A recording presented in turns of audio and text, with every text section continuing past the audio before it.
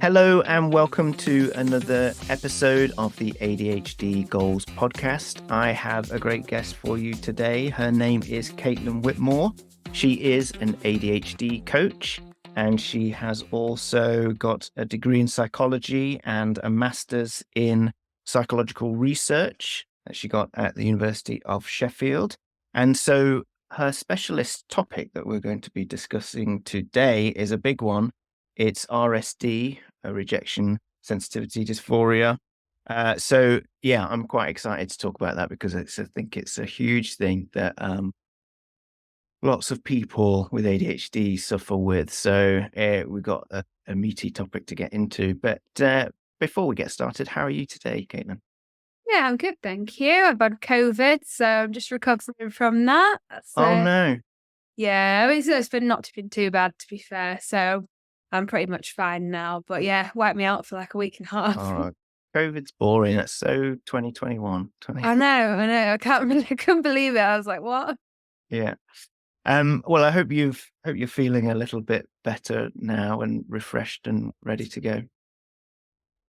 So, the way we usually do these interviews is to basically learn a little bit about you. I mean, you have ADHD as well. So, tell us a little bit about your own story with ADHD. Okay, yeah. Feel free to tell me if I'm going a bit too long or anything like that. No, that's okay. ADHD. Yeah. So basically, I used to be a maths teacher in secondary schools.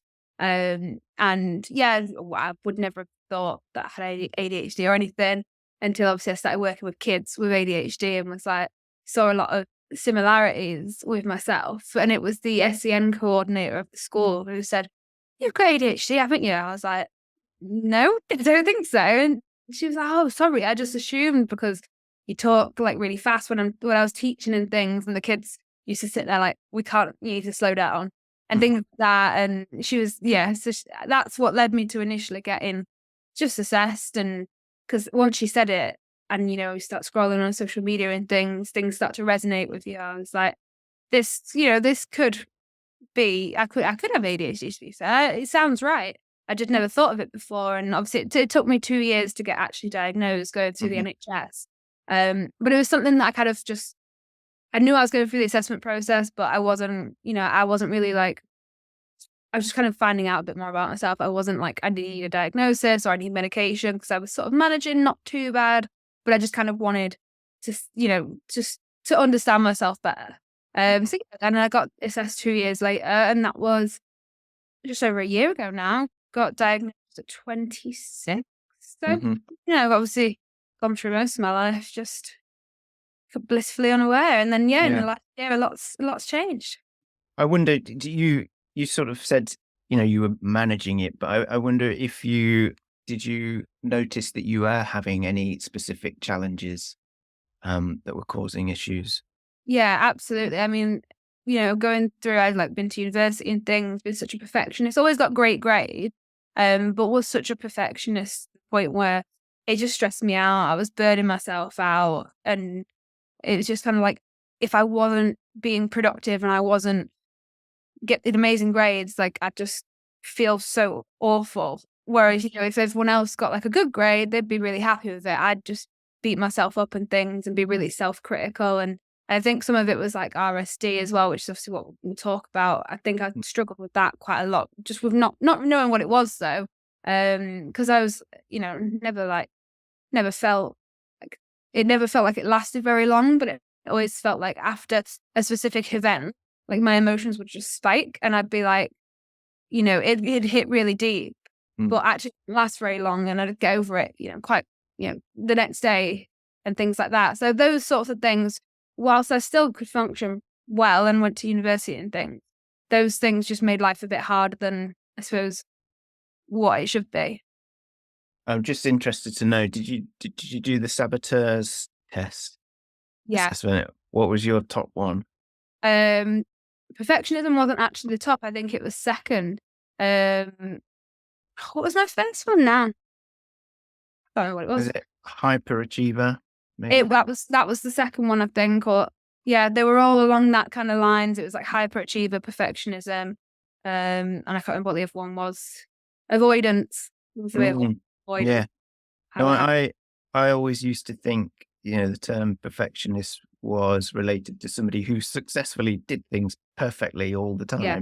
time. And I wouldn't have described myself as a perfectionist, but my top saboteur is hyperachiever, which sounds impressive. Yeah, I'm a hyperachiever, but it's not. It's the intention to get all your your validation externally from achievements. And if it looks like halfway through it's not going to be perfect, then you just like go nope, and then Yeah. you can't complete. Yeah, And I think that's where the avoidance comes into it as well. It's like, if it's not going to be perfect, I'd rather just not bother. And I'm slowly getting out of that mindset and being more flexible in the way that I think. And it has to be perfect or I don't do it. It's like I'm moving away from that a bit, consciously trying to think it's okay if it's not perfect. Like, as long as I've put in maximum effort, that's the main thing, without burning myself out. Yeah. I mean, that's a huge issue, isn't it? It's the result is burnout. But Yeah, I mean, I've suffered that with that myself, and it can be because it ends up taking over all your life. You get this validation from the work that you do, but you do it to an extent where you don't actually lead a social life or maintain relationships properly, because you're exactly. so focused on work. And I think Um, that's why I left teaching, because as much as I loved it, and I did love it, it was just one of them professions where it's so easy to get burnt out when you've got ADHD as well. And you're trying to be a perfectionist and spend hours creating these amazing lessons. I was burnt out within like the first year of teaching. yeah, I was going to ask you how you switched from teaching to then, go on to do, take the psychology route. What was the catalyst for that? So it was when I became a qualified teacher, and obviously from teacher training, like, your hours increase quite a lot more, and it becomes quite, there's a little bit less support and things like that. And it's very, like I said, being perfectionist, I burnt out very quickly, because I was working all day in school, but then coming home, spending all night doing lesson planning, marking, spending all my weekends. Like you say, that burnout, not having any social life, not exercising, not eating well, because my sole focus was like my job. But I've also got a physical health condition as well. So then that flared that up. And it got to the point where I was like, this is not a lifestyle for me. I can't maintain this level of workload and still have a happy, functioning life. And that's when I took a break, thought about it, had a year out, just sort of working, and then decided to go back to university to do my master's. I think 6 years after I graduated, decided to go back Hmm. and do the master's, because I sat down and thought, what do I want to do? Mm. And the answer to that was easy. It's, I want to help others with ADHD. And I just thought, how can I do that? Did some research, spoke to other people, and it was another ADHD coach that said to me, why don't you look at doing coaching, because it's literally changed people's lives. And I thought, that's what I want that's what I want out of a career. So Mm. that's great. Yeah. So when you were doing you're doing your masters at Sheffield, that was in the psychological research. When did the focus on RSD come into play for you? Pretty much straight away. The reason I picked that course is because it's the course teaches you the skills, like to be a good researcher and a good psychologist and things like that. But it's open for you to pick the topics, and largely it's quite flexible in terms of everyone had different research interests. So it would allow me to choose my own, because there isn't actually a like a master's level course which focuses on like ADHD or even like ADHD and autism. There isn't a course that does that. So it would allow me to focus on ADHD, but still get like a master's qualification. And pretty much from the start, I did all my assignments on ADHD. As you know, with ADHD, it becomes like a special interest, and it literally was. And then when it came to doing the dissertation, found a supervisor that had a similar interest area. Said, we looked at some initial research, and we said, well, I want to look at RSD because it's all over social media and it's like a big thing, and I resonate with it myself. And then when we actually looked at the literature, there really wasn't anything, hardly anything, specific to ADHD. But yeah, it's so widely talked about. And we discussed it and we said there needs to be some preliminary research in academia, because it's great, being talked about, let's get awareness out there. But we also wanted it to be in academia and recognized there. So that's where it kind of came from. We just thought we just need some initial research to get this out there and get some proper research on it. So tell the listeners, I mean, sort of mentioned it before, but tell the listeners what RSD is, and let's dive in. So RSD stands for Rejection Sensitivity Dysphoria, and it's basically just, it is a sensitivity to rejection. And when I think it's misunderstood because of the word rejection, but it doesn't actually mean people rejecting you outright. Sometimes it could be like a perceived rejection. So with ADHD, things that aren't meant to be rejection can feel like rejection. So like we talked about before, like not getting the grades that you want, or so a lot of my clients with ADHD struggle with opening feedback at work because they're just so worried that it's going to be negative and they're going to take it as rejection, even though it's probably not meant in that way, and things like that. And obviously everyone struggles with rejection, but it's for ADHD, and what makes it RSD is the intensity that we feel it.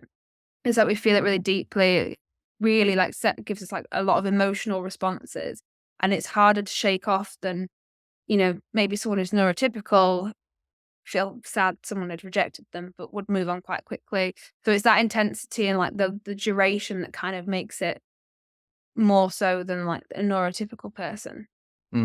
Yeah, I find, whenever I am suffering with a bit of RSD, it's because, the added thing of my brain working at 100 miles an hour is that it's almost having fun searching for all the possible issues, like catastrophizing in loads of different ways. And it's just so intense, and the rumination on them, and it can last for days, because if you wear a watch that measures my heart rate and I can see it's telling me to calm down. It's very, very intense, and that aspect of it may not have even happened. That's the crippling thing. It's a killer. It's really intense. So I mean, this can happen. This can happen in all walks of life, like at work and at home, in relationships. How is the best way to sort of deal with it?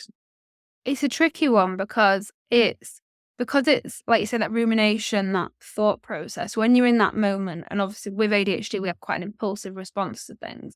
It's hard to kind of go against that natural response that we have, that is this like emotion or this, these ruminative thoughts. And I don't think there is like a one fits all solution for it, especially because we just don't understand much about it anyway. But like there's different ways you can kind of cope with it, and different things that like I work through with clients and things. So sometimes it's like through coaching, we'll like unpick the thought process a little bit. And like you say, we jump to the worst case scenario quite a lot. So it's then unpicking that and being like, oh, well, if the worst case scenario does happen, how do we deal with it? And once you highlight the fact that even if the worst case scenario happens, it's fine. Like we can deal with that doing X, Y, Z. Then people start to realize, okay, well, even if it does happen, it's okay. And then we also look at, well, what's the likelihood that worst case scenario is going to happen? It's often things like, oh, I'm getting called in for a meeting, I think I'm going to be fired, things like that. We'll look at it and be like, what is the chance that you're getting fired? Have you done anything really bad? And the clients will be like, no, I haven't. So, and just talking through it, really. I mean, even if it's not with a coach, like just talking through it with a partner or a friend, especially someone who gets it. I think that's the thing that a lot of people find the most helpful. It's just verbalizing it and talking through it. And because when it's all in your head, it can get very scrambled. You can get a bit lost in your thoughts, go a bit deep into it, than more than, when you talk to someone in person, it kind of can help you think a little bit more rationally. Yeah, I know. I think when you talk about it, when it's all inside your head, it can get all jumbled up. I remember in past relationships where we've come up against some challenges, and I said, we need to talk about this. And I go, okay, but can I get out some Post-it notes and a pen? Because if we're having a conversation, I'll be blah, blah, blah, blah, blah, blah, blah. And almost as if I'll be saying things that maybe I don't necessarily agree with, but I'm having to talk it through in my head. And because it's coming out to the other person, it looks like that's your opinion, but I'm just like, no, I need to get all these things out, and then I need to rearrange them and go, no, I don't think that. I do think that that's connected to that. And if I can't visualize it or get it out, or if I'm not speaking to someone and I'm just doing it in my head, it's a complete mess. Yeah, I completely understand that. And I think it's sometimes if you like in past relationships as well, if I've had an argument with a partner, I almost don't know what I'm arguing about or how I feel until I've got it, like either spoke about it or like you say, got it down like Post-it notes, because I find it hard to talk about, like, to decide what I'm feeling. Like I know, and you can feel a certain feeling, but I find it hard to, and I think a lot of people with ADHD find it hard to name like emotions and be like, it kind of sometimes all manifests as one thing. Like a lot of people say they just feel angry or they just feel upset. And it's then actually going back and thinking, is it anger? Am I angry? Or is it something else? Or am I feeling like guilty or embarrassed? And it's getting to them finer emotions that can be really hard with ADHD. And then when you pair that with the RSD and everything going on in your brain, sometimes just getting it onto like paper and organizing your thoughts a bit can be like a massive help. Mm.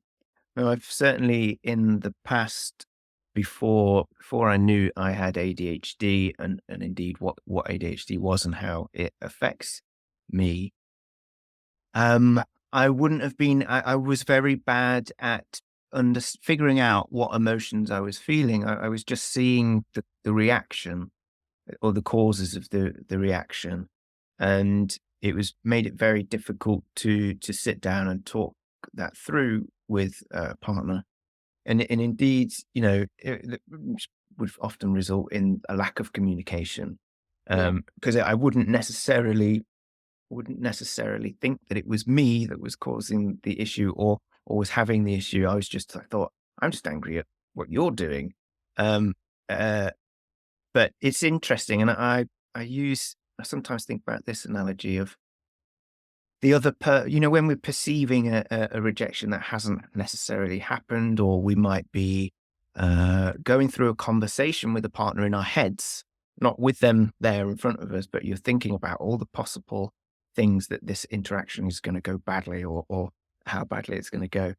And it's a case of, you're projecting what it is that they are thinking and their motivation. It's almost like, when if like a screenwriter is writing a play or a TV program, is that both actors are coming in with a motivation.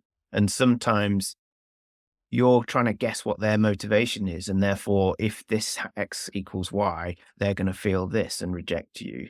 Yeah. Or, but then they come and say to you, no, I was thinking this. And of course, I'm not upset by that, or I wasn't upset with you. And you're like, oh, I didn't think about that.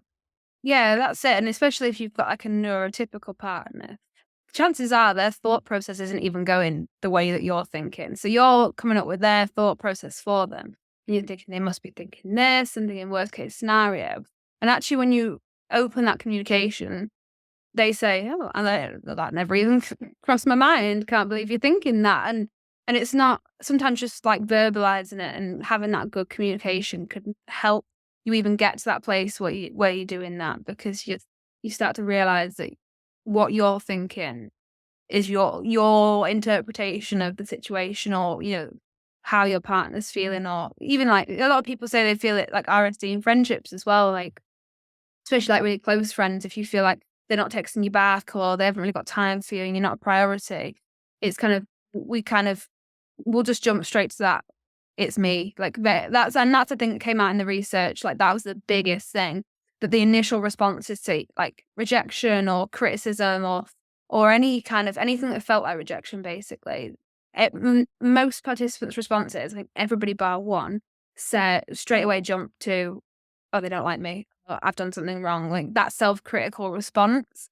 And actually, it's really hard to do the interviews and listen to, like, I interviewed, I think, 13 people so far. I mean, we might go back and do more data collection depending on like where we publish and whatnot. But anyway, all the participants bar one, their initial response was a self-critical one, or it's like self-doubt. Like, you know, it was negative to them, and they saw themselves as a problem most of the time.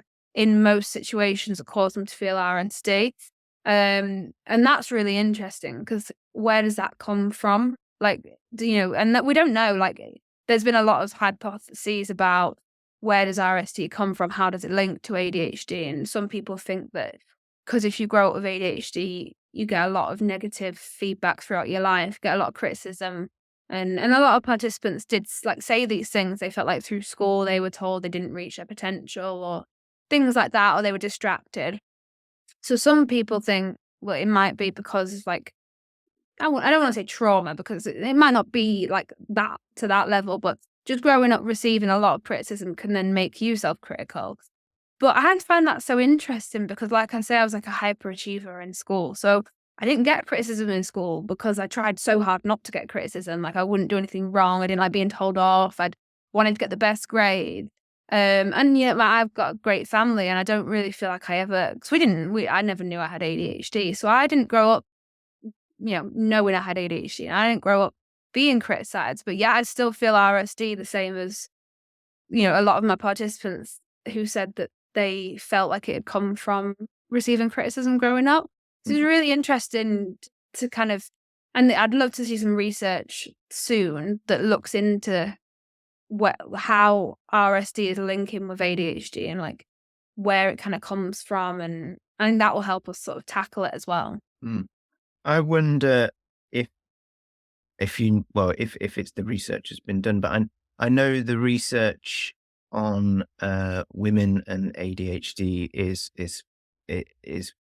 far less. There's been far less research done than there has on boys and men. And I'm hoping that is changing now. But the way you described that, I really resonated with the way that you said, I never wanted to get into trouble. I never wanted to get told off. That was the same as me, which is why I think I was never diagnosed with ADHD as a child, because I wasn't this typical hyperactive boy that was restless and getting into trouble. I was obedient and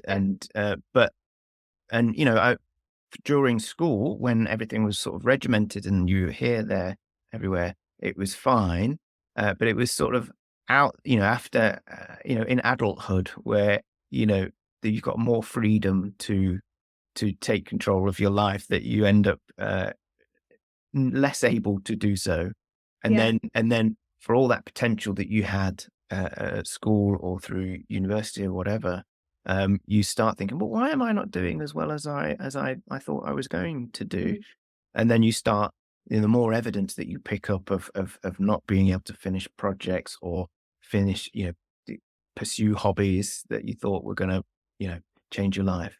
Yeah. Very good. So, I mean, I think I've gone off asking the question that I was going to ask. Speaking about genders and women and ADHD and the lack of research on it, I wonder if it's possible to say that maybe, do you think there's any link between women having been more receptive to RSD than men? And I did think that initially before I even started the research, especially because you do tend to see, I mean, there's not that much research on it yet, but you do tend to see that women tend to have more of the like internalizing kind of side of ADHD, where it's like the overthinking and like the self-criticism, all those kind of things. But then actually when I did the research, I mean, we didn't have as many men as women. But we did have a good few men, and most of them reported feeling the exact same things as the women, sometimes even more stronger. So I think from what we've done, from the research we've done, RSD doesn't appear to be any different in men and women. There was only one participant that was different, that kind of didn't follow the same sort of themes as the other participants. but he said like he was a massive avoider of things, especially like in relationships. And then that would, he almost wouldn't feel RSD because his response is like to avoid, just jump out of relationships really quick and to kind of avoid the rejection before it comes. So that, I mean, and that's still RSD, I think, just maybe presenting slightly different as more of like an avoidance, kind of not wanting to be rejected. But like I say, most of the participants kind of felt the same thing, which even more support for the fact there is something. We've called it RSD, but like whatever it is that goes on and the way we experience like these feelings, there's clearly something there. Like it's so talked about. Well, that reminded me of myself, where you described that guide there in terms of being conflict averse and sort of just avoiding the conversations. I think I used to be a lot like that in relationships, but I think I'm very lucky now in the relationship that I'm in now. I know that I've got ADHD and RSD is a thing. We talk about it a lot. We communicate a lot, and it's really, really good. We nip issues in the bud really early. But here's an RSD odd topper: is that I then think, well, I know that communicating is good and it's working really well right now, but surely at some point that's going to get so tiring for her every time that I come to her with my feeling like a little boy going, I've got a problem with the way I feel about this. I think, oh, surely that's going to get so boring. And it's almost like burdening her with saying, can you solve my problems? I mean, I know that that's not, hopefully, I think that's not the case, but I'm then projecting the rejection of sort of being over communicating all the time about it. Yeah. Yeah. And I think that was one of the things that we found a lot is that people like perceiving this rejection or like overthinking it and thinking there is going to be rejection from something then affected the way they'd respond to that person and kind of almost self-sabotaging in a way because, we're kind of perceiving this rejection before there is any and we're reacting as if there is rejection. And then that can almost cause more problems than there was even to begin with. And it's because we're kind of doing this like self-sabotaging response by thinking, oh, I'm like with your example, your partner or like they might even think that, but then you overcompensate and you overtalk about it and then you get in your head about it and then you actually cause more problems than what started. And that's what's really frustrating about it, I think, is that you can't help these thoughts in the way that you feel it, but then you end up causing more problems and you know that you're going to cause more problems. And it's like a little cycle. And that's why I think so many people find it so frustrating and so difficult and struggle to deal with it. I often find if I'm in that scenario where we're discussing something, and it goes back to the sort of the post-it notes and figuring out what it is that I'm feeling, I can loop round, sort of almost repeating the the way I'm feeling, but almost like chiseling off the rough edges as I go round. And to me, I feel like I'm saying it slightly different each time, but they're just going, you're just repeating yourself over and over again. I know, but it's important. I need to be, understood. And I think for me, that's a reoccurring thing. An issue that triggers me is if I feel that people don't understand me or understand my intentions. But if I look into that more deeply, I think that's because maybe I'd have trouble understanding my feelings and my intentions, and so it seems to be always like I'm always going to struggle with feeling misunderstood because I'm not entirely sure I fully understand myself. Yeah. Yeah. And I think that is the difficult thing with ADHD, especially if you're late diagnosed. I mean, you almost go your whole life thinking one thing. You get diagnosed with ADHD and you look back and you question everything and you're having to sort of kind of figure out who you are. Like, because when I got diagnosed, it was a bit of an anticlimactic moment. It was almost like you have your assessment, and then, the woman was like, yeah, you've definitely got ADHD. I've got no doubt about it because of X, Y, Z. And you log off, because mine was virtual, and you log off, and then you sort of sit there and think, like, what now? Like, I've got ADHD. Like, what does that mean? And I almost feel like there's almost two versions of myself a little bit. There's like the Caitlin before she was diagnosed, and then the Caitlin after. And they're largely similar, but I cut myself a lot more flat now, I think. And I probably don't look any different on the outside, and like the way I present to like family and friends, I probably don't look any different, and like the way I act. But I think it's more of like an internal thing, is that when I'm feeling like this RSD, or like, the perfectionism, or like, I think that we mentioned about like productivity, like toxic productivity, all these things that I know I'm feeling, I now kind of just let myself feel it a little bit. And then I kind of just go, I don't beat myself up for feeling like that. So if I feel like the RSD and I'm like overthinking the situation, I sort of just recognize it. And then I don't know, it's really hard to describe actually when you kind of try and put it into words. It's almost like just not being so harsh on myself, because I know now that it's kind of like an impulsive response, and I can't almost help it sometimes, but it's then not acting on it. So it's like, I might think that I'm like, someone's going to reject me, rather than just avoid them before they reject me. I'm going to just wait and just see, because they're probably not going to reject me. And I kind of just acknowledge it now, and I don't change how I react. So I'm not sure if I answered your question, because I can't remember the question. But yeah. No, I certainly agree with you in terms of the way you say how important it is to forgive yourself or cut yourself some slack. I would say that is the biggest difference between me before I was diagnosed and now. And what helps me, what makes it easier for me to forgive myself is a useful metaphor that I've borrowed from the Chimp paradox. I don't know if if you're familiar with that. It's written by Professor Stephen Peters. He does a lot of sports psychology with like the Olympic team and Ronnie O'Sullivan. But he talks about there being two systems in the brain.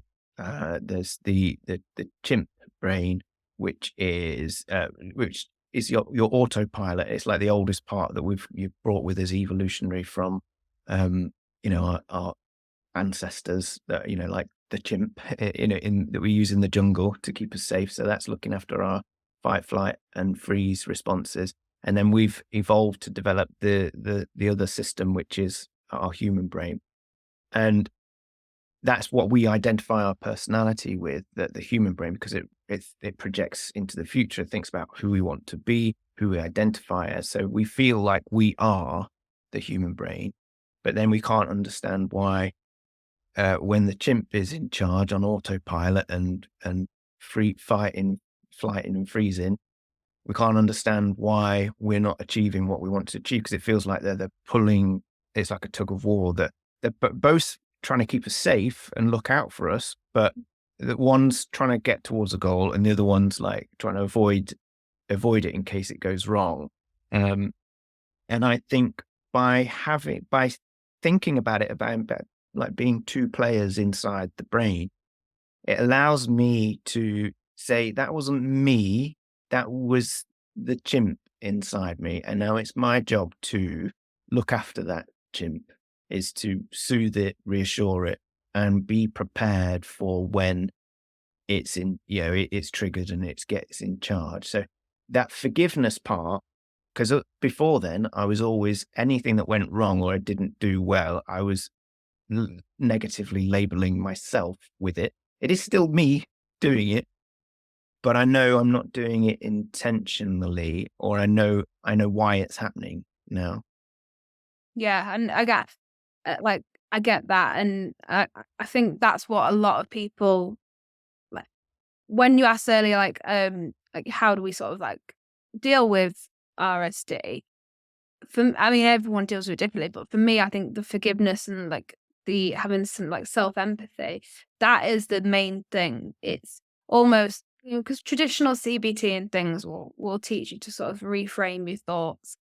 But I think that what makes like ADHD coaching different, and like the way we deal with RSD through that, is that we kind of acknowledge that like you say, that kind of chimp brain, our brain will naturally go towards that worst case scenario in our head, feeling really upset, feeling angry. So we're perceiving this rejection, and that's fine. And I think accepting it is kind of like the best part about like learning about it. And then that is the biggest thing that's helped me deal with it. Because changing the way we think about it and looking at the different scenarios and things we do in coaching, that's so helpful.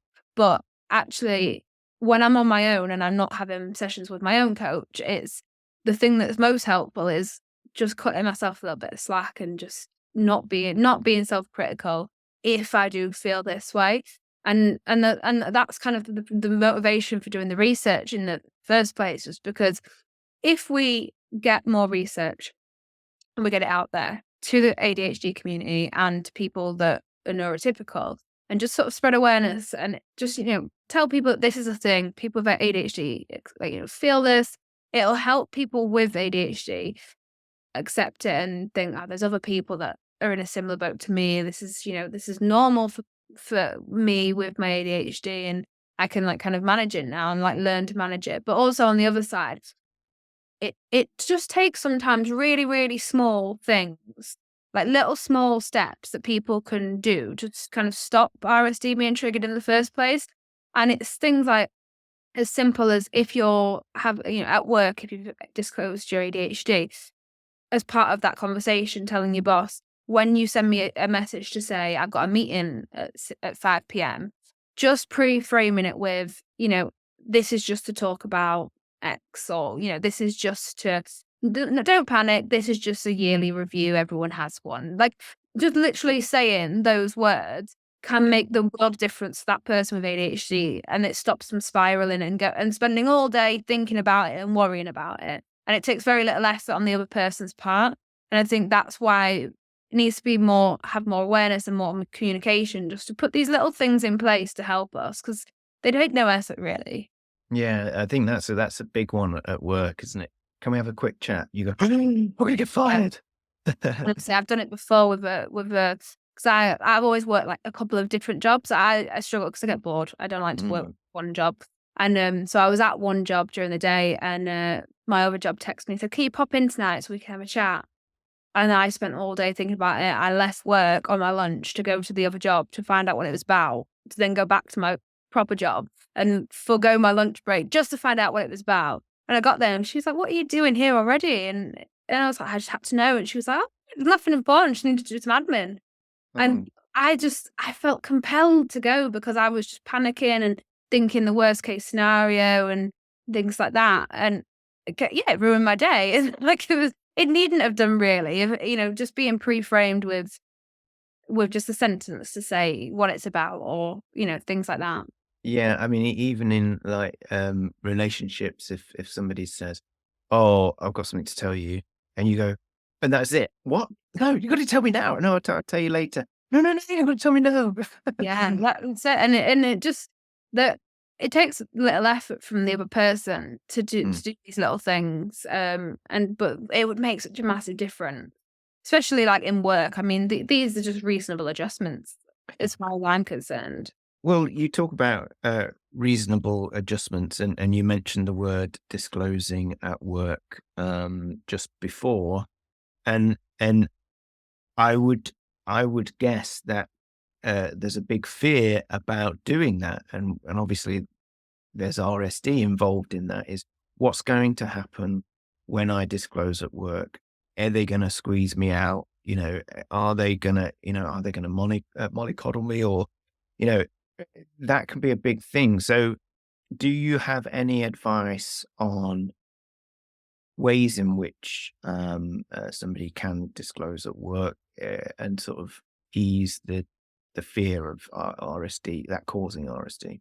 Yeah, for sure. And I think, especially if you're late diagnosed and you're coming to terms with like understanding yourself and you don't know everything about ADHD, and it's then really hard to tell your employer, because you get like this imposter syndrome where you're like, well, I've been here, especially if you've been at a job already and it's, you've got your diagnosis partway through already working for the company. It can be really hard to then speak up and say, actually, I've got ADHD and I need some support with this, because you almost feel a bit like a fraud. And that's crazy because you've got you shouldn't feel like that, but we do. I sort of think it's easier if you're going into a new job, you can kind of go in with that from the outset and say, I've got a diagnosis. Like if I went to a new job now, I would disclose it from the start, because I think I'm just going to get it out there and say, this is the support I need. But it's very hard to ask for support as well, because like it's that imposter syndrome. I think if I was to say like the best way to or any advice, I think for me personally, it depends on the culture of the workplace. I'm very fortunate in one of my many jobs that I have. Mhm. The company I work for part-time is fantastic, and they've got a well-being committee, and they've got a committee for a neurodivergent committee within the workplace. So I've got someone to go talk to about it that's not my line manager. Like if I just want to say I'm struggling with this at work, does anyone else struggle with this? You've got that community of people that also feel the same.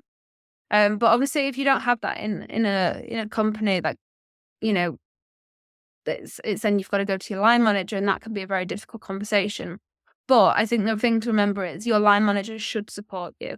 And ADHD it can be considered a disability if not everyone will identify it as having a disability, but it's covered under the Disability Act. Yep.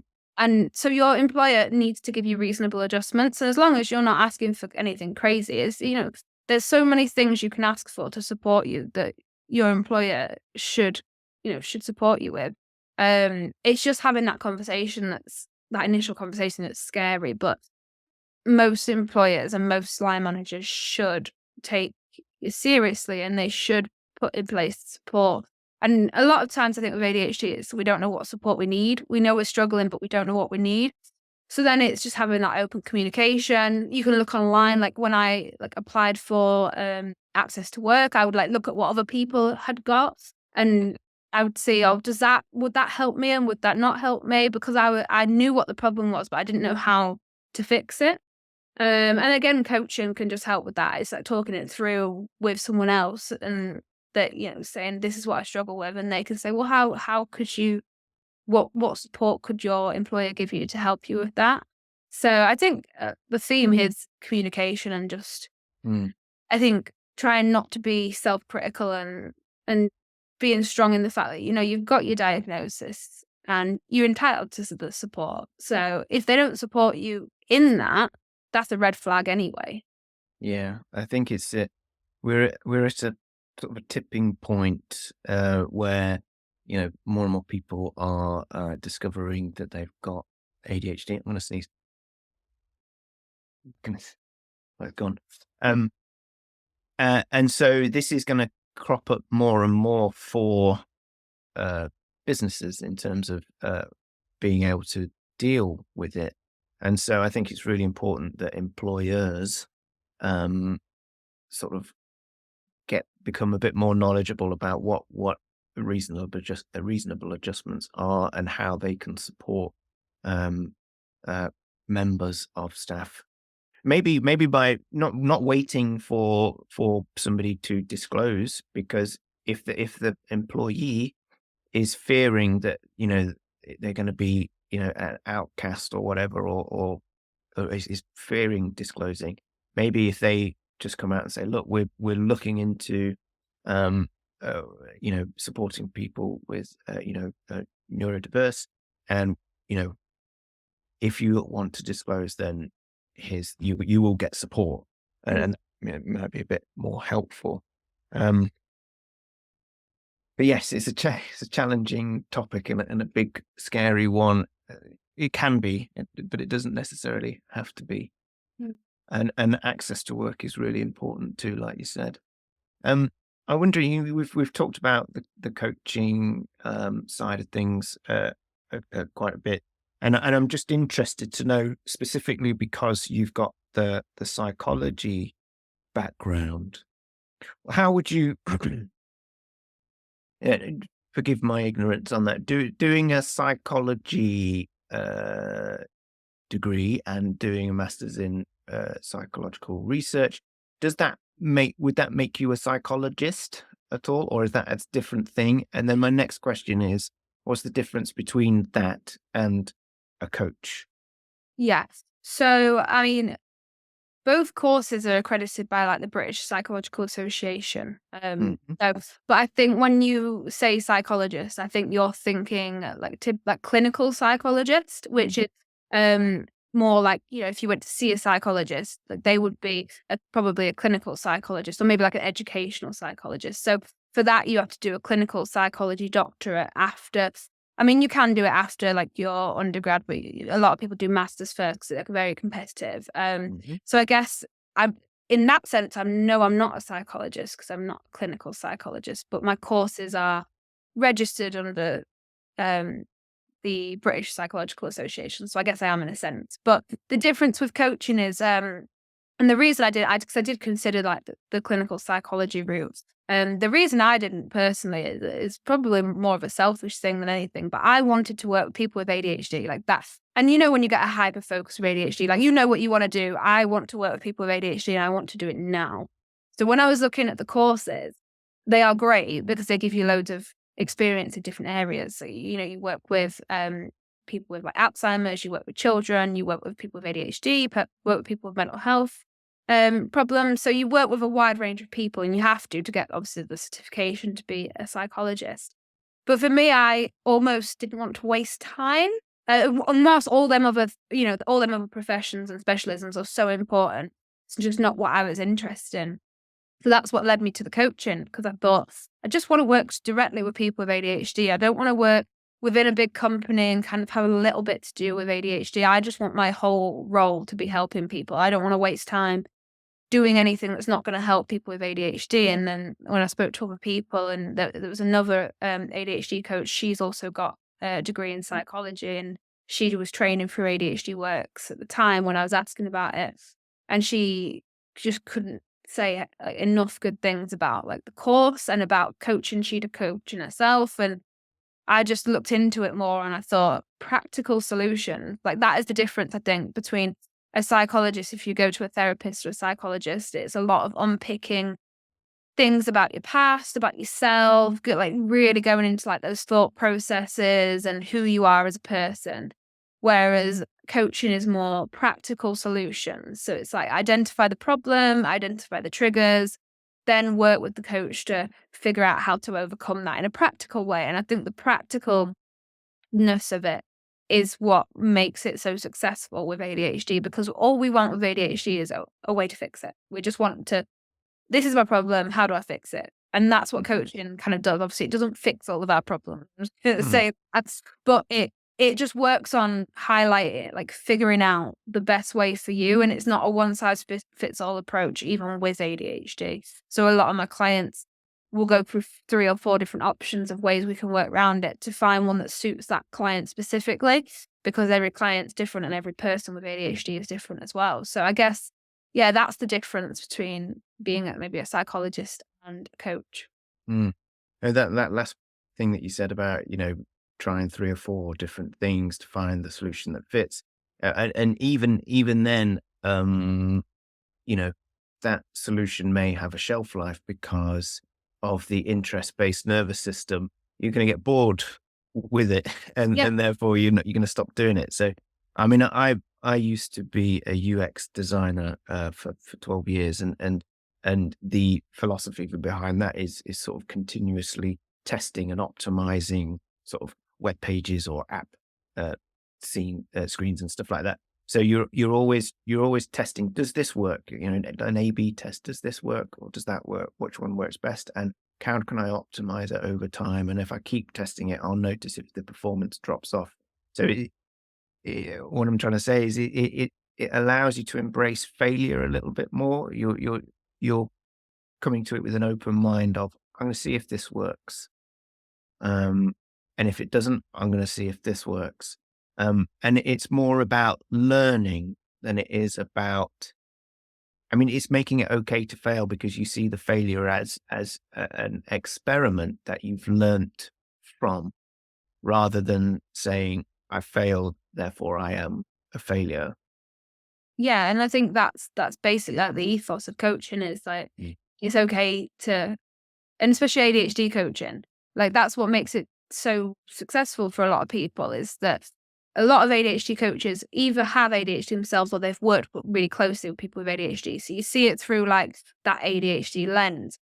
And it is very different because, when you work with a psychologist or even if you just do generic like life coaching, it it's a bit more structured and things like that. Whereas ADHD coaching is very flexible. Like the way that I coach is if my clients want to change their goals, like because we do, like you say, that interest based nervous system, and from one week to the next, our goals can change. Mm. ADHD coaching is very flexible with that, and it allows you to say that's not a goal anymore. Like I've changed my mind, or actually I hadn't thought it through. But you don't have to feel bad in saying I've changed my goals this week. Is that okay? Because your coach completely understands. They've probably been there themselves, and we can make it flexible. But also, if a client is changing their goals all the time, just making them aware and say, you do realize you changed your goals like 3 weeks in a row. Is that what you want to do? And they might not be conscious that they're doing it. And they're like, oh, I'm not sticking to things. And then we'll look into that. And it's kind of it's all about finding practical solutions. But the whole space, like ADHD coaching, like the whole community is quite a safe space, and everybody's understanding, and it's very non-judgmental. I think that's the difference from when you go to someone who doesn't specialize in ADHD and you say, I know what I want to do, but I'm just struggling because of overwhelm or burnout. And they kind of look at you and say, well, just do it. Like, you want, and sometimes it's not that simple with ADHD, and we need to figure out how we just do it, because just saying just do it just doesn't work. Mm-hmm. Yeah, exactly. And also, one thing that I've learned is just telling someone to do something, they can be like, well, you just told me to do that, so I'm not going to do it. Yeah. It's like the rejection of being told what to do. You have to sort of almost decide, oh, I think this is the solution. And the coach is sort of guiding you to that, but you've sold yourself on the idea that this is what you need to do. And I think with traditional coaching, that whatever that person is coaching will say, well, this is the solution that I prescribe to everyone because it fixes this if you just do this. And that's not the case. Every person with ADHD is different. Yeah. But yeah, it's a fascinating journey. And I think, as you say, like a lot of ADHD coaches do have ADHD and can resonate, and they do the job because of that sense of purpose of offering. We've been there, we know how debilitating it is, how painful it can be, and to feel like you can share frameworks and tools and be a support to someone is really quite satisfying. Yeah, it is. And I've only been doing it a short while, and already like seeing the progress like my clients have made already, and they're so much happier in themselves. And when you come away from a coaching session, a client says, oh, that really helped me. Like, or they'll text you midweek and say, that thing that I've been trying to do, I've finally done it. And those just like little things are so rewarding, and just because I know how much people can struggle with ADHD. So it's just, if you're making those people's lives just like a little bit better, that for me is just like the whole point. That's the point of the job. I was asked today on another podcast that as the closing thought, it was like, can you give us any examples of? It was like an entrepreneur's thing. They said, are there any successful entrepreneurs that have got ADHD that you can tell us about to inspire people, with ADHD that they can do it? And I said, well, do you know what? Like, if I say first of all, you can Google like who's got ADHD, but if I tell you here's someone who's got ADHD and has been successful, it's almost like saying I need to compare myself to them. If they can do it, I can do it. And it's not necessarily about that, because what if you don't then become Richard Branson or whatever? Mm. And I think the most satisfying thing for me, the clients that I've worked with, is just seeing those small changes and feeling like the changes that they're implementing they're making progress, that they start to feel happier, and that they feel like they're taking back some sort of control. And that is really, really important. I think, it's less about like going to the gym and like thinking I want to be beach body ready. It's like, no, I'm going to the gym to make myself feel better because I'm getting more energized and dopamine. I feel happier. I think that's Yeah. A lot of people, when they go to coaching, the point, like, when you ask them what's led you to coaching, why do you want coaching? They tend to say things like, I just want to feel like I've got my life together. Or I just want to feel like I can figure things out for myself. Or, it's more about how they feel. And so when we're setting goals, like we set actionable goals, because obviously that helps us like stay on top of things. But actually, when we're looking at what we want to get out of coaching, most people, it's about the way they feel. And most of the time, it's like they feel like their life is spiraling and they can't get on top of these things and they don't know where to start. And it only sometimes takes a few sessions before they feel like things are falling in place. And all they needed was someone to like verbalize things with, help them organize their thoughts, help them. And coaching can be very practical as well. Like one client will work through a calendar for next week and will organize things because she struggles with that. Or another client will literally work through like her emails and things like that, like actual like doing things practically with someone else. And then it becomes less overwhelming, and it's all about how you feel after that. And you feel like you've managed to achieve something. And when you come out of coaching and you've had coaching for like however many weeks, the idea is at the end you feel better because you've tackled things and you've got practical solutions. So when something arises, you feel overwhelmed, you know how to tackle it, rather than just having this all-consuming feeling that you don't know what to do with it. And I think that's why coaching is so successful for a lot of people with ADHD. But it also does obviously require a lot of work, and having because the coach is there to help you and support you. But ultimately, most of the ideas and things come from the client themselves, because the whole point is, like you said earlier, if someone tells you what to do, you're almost not going to want to do it. So it's helping the client come up with it themselves, and you just help them action whatever they want to do. Mm-hmm. And just before we wrap up, briefly, there was one more thing that I wanted to touch upon, but I've no idea if it's going to expand into a big thing or whether it can be done briefly. But you mentioned in your profile about toxic productivity, and you mentioned it earlier. Can you explain what that is? So it's really just like a term that's given to basically that feeling of always wanting to either be productive or be working.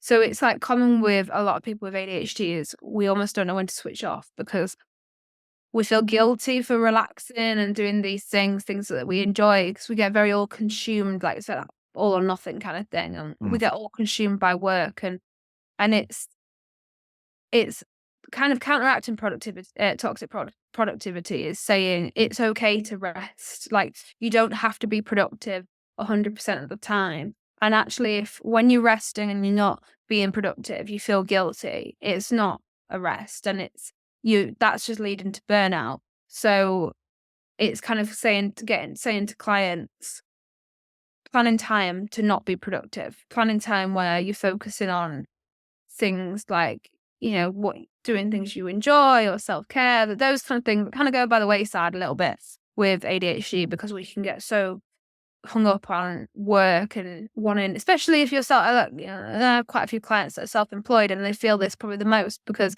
there isn't that go to work, come home sort of routine. When you're self-employed, a lot of my clients will tend to just work 15 hours a day and work all weekend because they don't have that working hours. And then that just becomes a problem in itself, because you then burn out. And even if you're not burning out, you feel guilty when you're resting, which is kind of defeating the point of having that time off. Yeah, I like to think well, when I've thought about that not being able to switch off, I think it's partly due to the challenges we have in breaking long projects down, or if you're working on a project or you're starting a business, if you have a difficulty, which ADHD people do, with breaking it into chunks of work and then assigning that specific chunk to, this is what I can get done this week. Therefore, this is what I can get done that week, next month, etc. If you're finding it difficult to portion that up and be happy with what you have got done in that day, all that work is just like an avalanche at your door. And it's all like, this all needs to be done now. And you feel like if you can't do it all now, you're failing. And like you say, to take that time off, you feel guilty. And particularly now we're in the summer, and a lot of people should be taking a week or two's holiday, and if that's there to be spending time with partners and families, kids and stuff like that, it's really hard if you can't switch off from the work that you feel that you should be doing. You're not present with your kids and your family, and you can be snappy. You've got less patience, and it can be a real sort of toxic cycle. It is, and it's hard because, and I do it still, like, even though I'm aware that I do it, and I'm very conscious that I'll plan downtime. I'm now getting more conscious that I don't want to overload my schedule, because if I do, then I know something's gonna have to give, and then I'm gonna feel like a failure. So I'm more realistic with my own expectations, but still, I'll find sometimes on a weekend, or if I sometimes have Friday afternoons off and things like that. I'll be with my partner and we'll be chilling, and I'm not listening to him at all. He's talking to me, and all I'm thinking about is work, all these things that I'm not doing, or all the things I've got to do, and I'm not listening. I'm not being present, and that's it's a hard one to change. And it's one of them things that I think just comes with acknowledging it, working through it, changing some of the things you do, and eventually, slowly, I'm finding that when I'm not being productive, I'm enjoying that time a lot more, and I'm filling it with hobbies and things. I think that's one thing that helps combat toxic productivity, is having a tangible hobby. So I would, before, when I was having my downtime from work, it would just be downtime. I'm just chilling on an evening, but that would end up me scrolling through my phone, which accidentally clicking on my work emails, or accidentally looking at things on Instagram that are related to work. And I'm actually not switching off. Now, when I'm having my downtime and I'm phew, this is when I'm not working, I'm actively I'm going to read a book, or I've just started paint by numbers, or I'll start a hobby, and I won't look at my phone. I won't think about work. I am all consumed by that hobby, and that hobby changes week on week. But having something specific where I'm this is the time where I'm not in work mode, that helps me get out of work mode, I think, rather than just having time where I'm just chilling. Yeah, that I'm so susceptible to targeted um Instagram ads. So it's pointless me scrolling on Instagram, because I'll be scrolling for 5 minutes, and I'll have been sold 5 different tools that I need to buy, because I need it to do bits of on the business, and it's just more and more adding more and more to the list. Yeah. Um, okay, so if any of the listeners want to get in touch with you and work with you, where can we find you? Basically, every social media outlet you can think of, I'm probably on there. But my main place, the best way to contact me would probably be through my Instagram. Yeah, Which do you want me to share it, or will it just be linked? I've got the links from your link tree, so I will be adding them Yeah. to the show notes.